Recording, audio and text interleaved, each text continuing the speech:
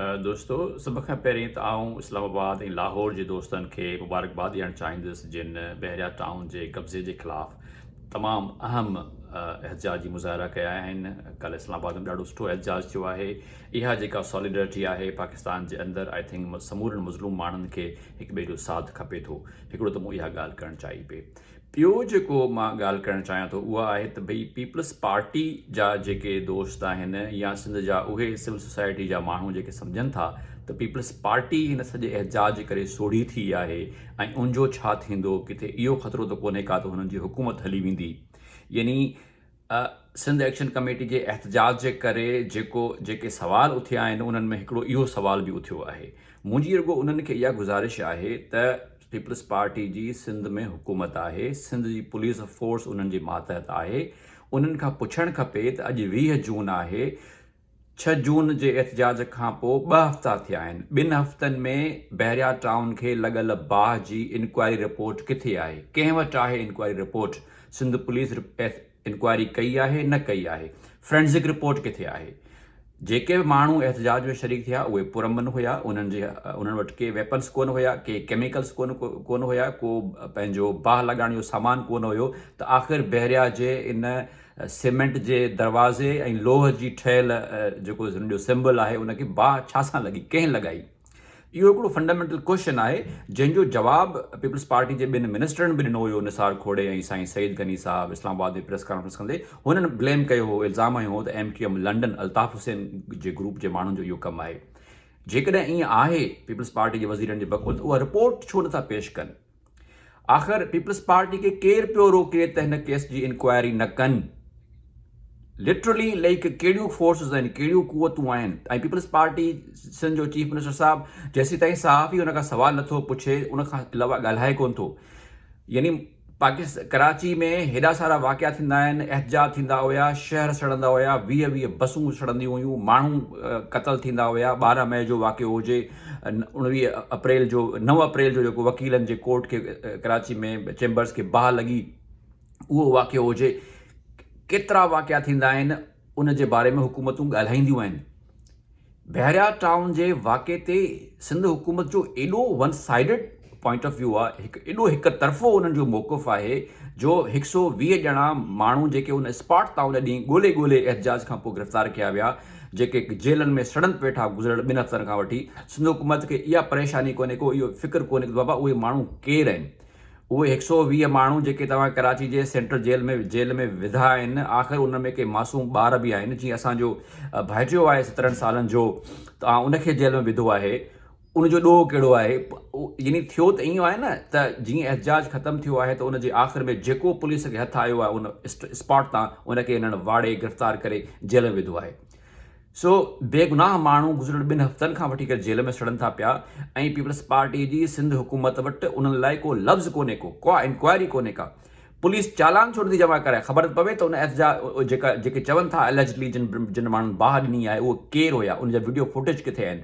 पाण सभिनी खे ख़बर आहे त कराची में नंढड़ो बिज़नेस जेको आहे, दुकानदार जेको आहे, उनजे दुकान में बि जेको आहे सर्वेलेंस कैमरा लॻल हूंदी आहे। आई कांट बिलीव कि इहो थींदो कोन हूंदो त बहरिया जे उन सॼे एरिया में के सर्वेलेंस कैमराऊं न हूंदियूं।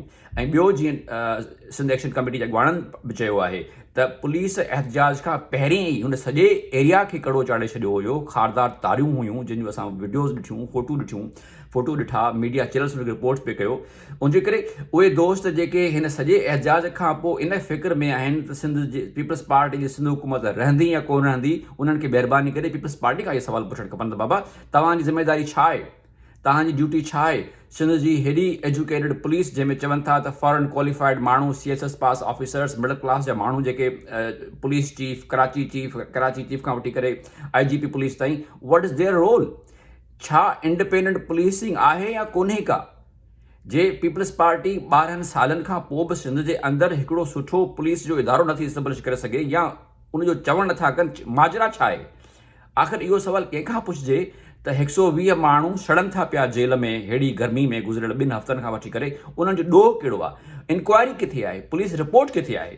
सो आई थिंक ॾाढो इम्पॉर्टेंट क्वेश्चन आहे त जीअं असीं बहरिया जे ख़िलाफ़ु एहतजाज जो दाइरो वधे पियो, सिंध में एहतजाज थियनि पिया, लाहौर में, इस्लामाबाद में ऐं दुनिया ॿियनि मुल्क में तव्हां ॾिठो त एहतजाज थिया, हिते अमेरिका में दोस्तनि ह्यूस्टन में एहतजाज कयो, त उन सां गॾोगॾु उन एहतजाज सां गॾोगॾु असांखे न विसारणु खपे उन्हनि माण्हुनि खे बि जेके उन ॾींहुं गिरफ़्तार कया विया उन जाइ तां, ऐं ज़रूरी न आहे त उहे सभु माण्हू जेके आहिनि उन वाक़े में मुलविस हुजनि।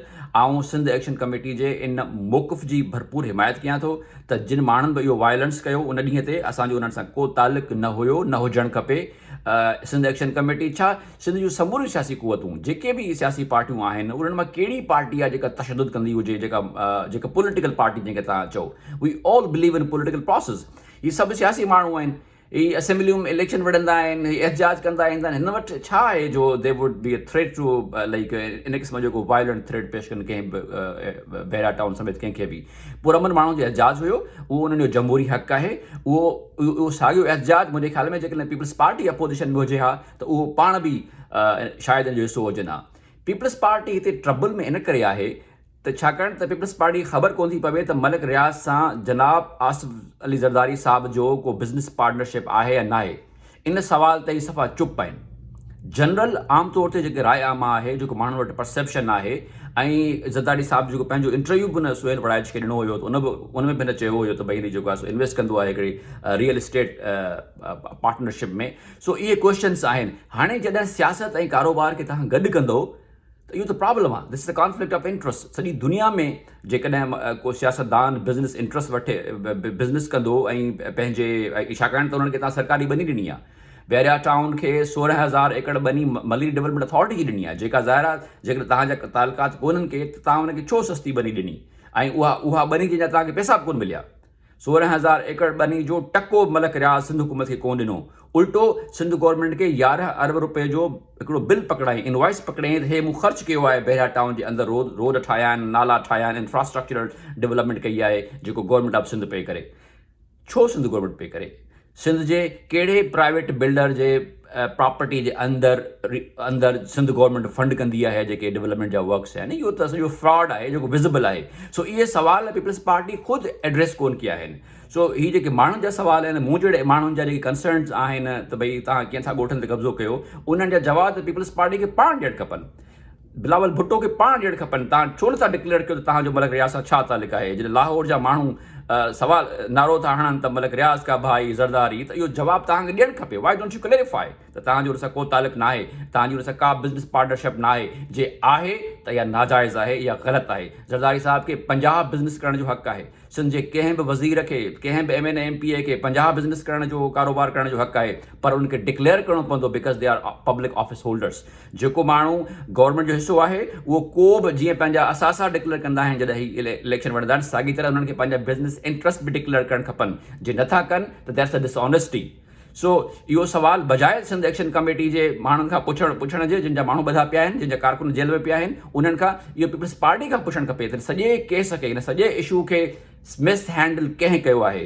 तव्हां प्रोटेस्ट खे ब्लेम नथा करे सघो। इन सॼे केस खे मिस हैंडल ऐं दॿाइण जी कोशिशि सिंध हुकूमत कई आहे। सो इहो सवाल असांखे बुनियादी तौर ते हिननि खां पुछणु खपे।